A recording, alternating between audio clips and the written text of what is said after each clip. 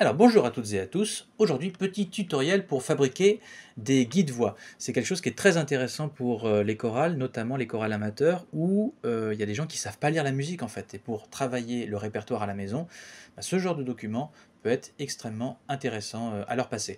Donc j'utilise Audacity pour ça, c'est un logiciel qui est gratuit, donc c'est parfait, je crois que beaucoup de gens le connaissent, tout le monde connaît ça je pense. Je commence par un métronome où je mets mon tempo ici et la métrique. Alors, on va mettre 20 mesures, on n'a pas besoin d'aller très très loin, hein, c'est un petit exemple. Et j'appelle ça le tempo. C'est quelque chose que je vais mettre dans l'oreille précisément pour pouvoir en fait ne jamais être en dehors de la mesure en fait. Ne jamais être décalé. Ensuite j'ajoute une tonique. Donc pour ça je vais générer aussi une tonalité. On sera en Fa majeur, donc je mets 175 Hz de fréquence. Moi, je mets plutôt le triangle ici. Et l'amplitude, je mets une faible amplitude pour ne pas avoir les oreilles en sang. Voilà, je génère la fréquence. Et voilà, donc là, on a 1 minute, c'est parfait. On se retrouve avec ça dans les oreilles.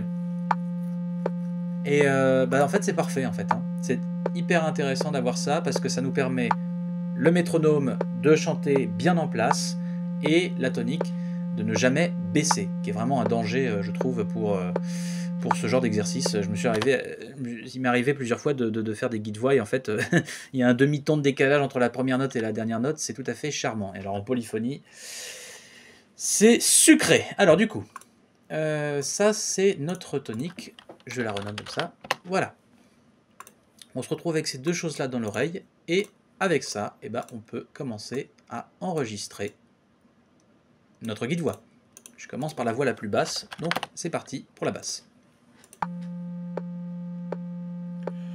If you love me, keep my commandments. Hop. Une fois que j'ai fait ça, j'amplifie tout de suite parce que là vous voyez qu'on n'entend quasiment rien. Donc je lui fais subir une amplification. Hop, voilà. Et là, on voit beaucoup mieux ce qui se passe. If you love me. Alors, vous me pardonnerez, je l'espère, pour les voyelles qui sont pas bons, les consonnes, tout ça, c'est le bazar. C'est pas très joli. Mais en attendant, c'est à peu près juste et à peu près en place, d'accord? Ce que j'ai fait là, c'est que j'ai attribué une réduction de bruit. J'ai d'abord pris un échantillon du bruit que je voulais enlever, puis après j'ai recliqué sur l'effet pour attribuer à toute la piste une réduction de bruit selon les paramètres qui sont déjà donnés par le logiciel. Je clique sur OK, et voilà. Et là je me retrouve avec quelque chose qui est beaucoup mieux niveau qualité du son en lui-même. Hein. Voilà, j'ajoute une nouvelle voix, la voix des ténors, hop, ténor. Je vais baisser un petit peu cette voix-là, et c'est parti pour la voix des ténors. If you love me, keep my commandments. Pour ceux que ça intéresse, c'est le If You Love Me de Thomas Tallis, extraordinaire. Non, c'est pas ça que je dois faire. Amplification, je augmente de 25. Voilà. Hop. Avec l'amplification, avec les dessins comme ça, on peut aligner aussi un peu mieux. Ça nous permet de voir là où on est en retard ou pas. Keep my commandments. C'est pas mal, c'est pas mal du tout. Faut pas que je fasse n'importe quoi. J'enlève un peu de bruit. Réduction de bruit, hop. Et on y va. Ok. Voilà. Et on continue comme ça, avec la voix d'alto. Alors la voix d'alto, elle est suffisamment peu aiguë pour que je la fasse en voix de tête. Attention, chez vous, s'il pleut, c'est moi.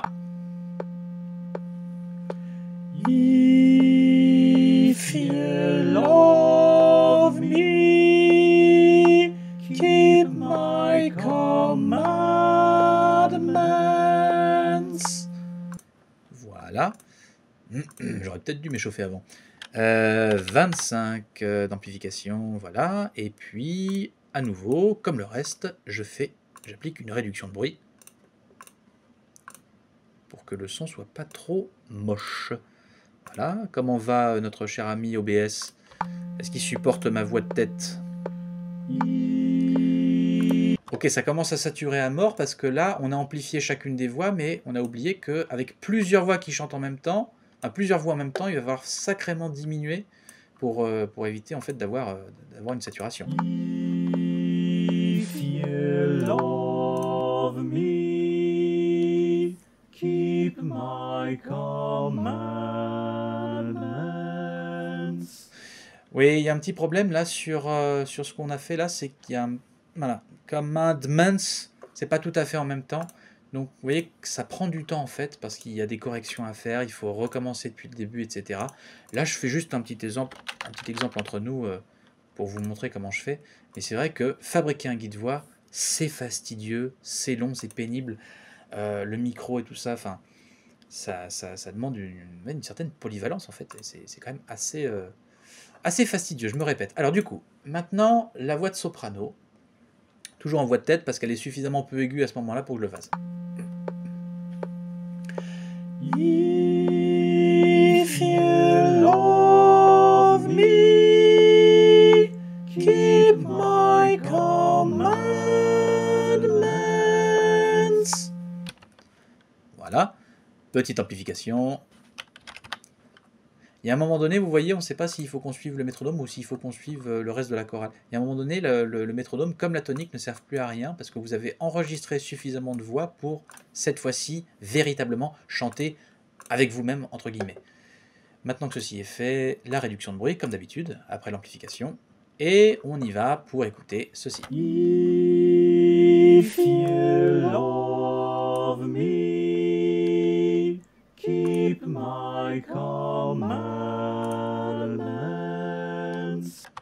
Oui, il y a une voix qui, je crois que c'est la basse, qui est beaucoup trop tardive sur le mens par rapport aux autres. Une fois que vous appuyez sur solo, là vous pouvez exporter le son, et là il n'y aura que la voix d'alto. C'est pas forcément l'idéal, vous pouvez aussi entendre toutes les voix, mais toutes les autres sont extrêmement diminuées, et il y en a une qui est mise en avant, celle qui porte le nom du fichier. Le fichier alto, du coup, on va mettre -4, et toutes les autres sont à -15, -13. Vous voyez ce que j'ai fait? Et à un moment donné aussi, il faudra un cinquième fichier, c'est-à-dire les 4 fichiers individuels, basse, ténor, alto, soprano, et puis le cinquième fichier, c'est le fichier tutti, où les voix sont d'égale intensité, sont d'égale amplitude. Voilà. Et là, comme ça, on a un guide voix qui est très utile pour les chorales, notamment les chorales amateurs. Ce que vous pouvez faire après ça, c'est rajouter une légère réverbération à chacune des voix, si vous le souhaitez. Là, je vous conseille le premier, qui est plutôt léger. La cathédrale, c'est juste, c'est infernal, quoi. Je veux dire, il n'y a plus rien. Mais bon, ça peut servir à enjoliver les choses, si vous le souhaitez. Il y a une chose qui est très importante avec les guides voix, c'est qu'il faut accepter que ce ne sera pas parfait. C'est un document, un fichier qui a une portée pédagogique. Ce n'est pas un disque qu'on enregistre. Et je crois que c'est très important de se rappeler ça. Là, on a fait un exemple qui dure même pas 3 mesures. Le morceau en entier, il doit en faire plus de 50. Et il y a plusieurs morceaux dans une chorale. Donc, quand vous êtes directeur artistique, directrice artistique, et vous devez faire des guides voix, donc ça nous fait, pour une chorale à 4 voix, ça nous fait 5 fichiers en comptant le fichier tutti, par morceau. Donc, on peut très très rapidement y passer des heures et des heures sur ce genre de choses. Donc, c'est très important de s'aider avec le métronome et la tonique dans la tête, de faire ces légers bidouillages ensuite, mais sinon de ne pas se compliquer la vie, vraiment, parce que non, en fait, on va perdre un temps monstrueux, on n'a pas que ça à faire en tant que chef de chœur. Voilà. C'est pas céder à la facilité ce que je vous dis là, c'est juste une réalité matérielle, mais surtout une réalité temporelle du métier, on n'a pas le temps de faire des choses parfaites, malheureusement. C'est tout pour moi, je vous souhaite une excellente journée en espérant que ce tutoriel vous aura été utile. À bientôt.